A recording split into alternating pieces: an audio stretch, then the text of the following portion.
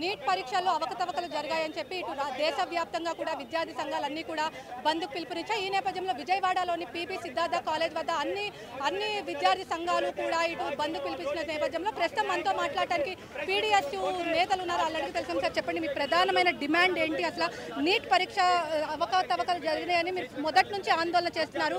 అసలు ఏంటి మీ భవిష్యత్ కార్యాచరణ ఏ విధంగా ఉండబోతుంది? అసలు మీ డిమాండ్ ఏంటి? ఈ రోజున దేశవ్యాప్తంగా నీటిని రద్దు చేయాలని చెప్పేసి డిమాండ్ చేస్తున్నాయి. మేమే కాకుండా ప్రతిపక్షంలో ఉన్నటువంటి రాహుల్ గాంధీ కానీ మిగిలిన పార్టీలు కానీ అన్ని పార్టీలు కూడా డిమాండ్ చేస్తున్నాయి. ఈరోజు నీటు బహిరంగంగా లీక్ అయిందనేటువంటిది, రెండోది విద్యార్థులందరికీ కూడా ఒకే రకమైనటువంటి మార్కులు వచ్చినాయని చెప్పేసి చెప్తున్నారు. నేషనల్ ఎలిజిబిలిటీ టెస్ట్ అనేటువంటిది అత్యంత ప్రమాణాలతో ఎన్టీఏ నిర్వహించాలి. నెట్ కూడా లీక్ అయిందని చెప్పేసి నెట్ను రద్దు చేశారు. మరి నీటిని ఎందుకు రద్దు చేయరు అంటే తమకు అనుకూలంగా ఉన్నటువంటి వాళ్ళు ఎవరైతే ఉన్నారో వాళ్ళకి ర్యాంకులు రావడం కోసమని మోడీ ప్రభుత్వంలో ఉన్నటువంటి కొంతమంది మంత్రులు ఇది చేశారనేటువంటిది బహిర్గతం. ఇప్పటికే సిబిఐ ఎంక్వైరీ చేసింది. అది పారదర్శకంగా నిర్వహించాలని, దీనిపైన కఠిన చర్యలు తీసుకోవాలని బాధ్యులైనటువంటి వాళ్ళపైన, అలాగే ఈ కోచింగ్ సెంటర్స్ని నిర్వహించేటువంటి వాళ్ళతో కుమ్మక్కయ్యి ఇది జరిగిందని చెప్పేసి మేము పీడీఎస్గా భావిస్తున్నాం. తక్షణమే దీన్ని రద్దు చేయాలని కూడా డిమాండ్ చేస్తూ ఉన్నాం. ఇక్కడ మనతో మాట్లాడటానికి మరికొంతమంది విద్యార్థి సంఘ నేతలు ఉన్నారు. ఇక్కడ మనతో మాట్లాడటానికి ఎస్ఎఫ్ఐ నేతలు ఉన్నారు. వాళ్ళని అడిగి తెలుసుకుందాం. చెప్పండి సార్, అసలు మీ ప్రధానమైన డిమాండ్ ఏంటి? అసలు ఇవాళ బంద్ చేయగలిగిన కారణాలు ఏంటి? నీట్ నెట్ ఎగ్జామ్స్ దేశవ్యాప్తంగా లీకేజీలు జరిగినాయి. బీహార్లో 13 మంది అరెస్టులు చేశారు. స్వయంగా కేంద్ర ప్రభుత్వం కూడా సర్వే చేసి ఇది అవకతవకలు జరిగినాయి, ఎగ్జామ్స్కి ముందుగానే లీకేజీలు జరిగినాయి. ఒకే సెంటర్లో 67 మంది 720 మార్కులు ఎట్లా వస్తాయనేసి, ఫస్ట్ ర్యాంక్ ఎట్లా వస్తాయనేసి ఈరోజు అడుగుతూ ఉన్నాం. ఈరోజు అరెస్ట్ అయిన వాళ్ళు కూడా మేము లీక్ చేసాము, ఒక్కొక్క విద్యార్థి దగ్గర 13 లక్షల చెప్పును తీసుకున్నామని స్వయంగా అరెస్ట్ చేసిన వ్యక్తులే ఒప్పుకున్న పరిస్థితి. ఇటువంటి తరుణంలో కేంద్రంలో మోడీ గారు పార్లమెంట్ సమావేశం దీనికోసం ఎందుకు ప్రస్తావన చేయట్లేదు, దీనికోసం సమగ్ర దర్యాప్తు చేసి వాళ్ళకి న్యాయం చేయాలి కదా, ఇంతవరకు ఎందుకు న్యాయం చేయట్లేదని ఈరోజు అడుగుతా ఉన్నాం.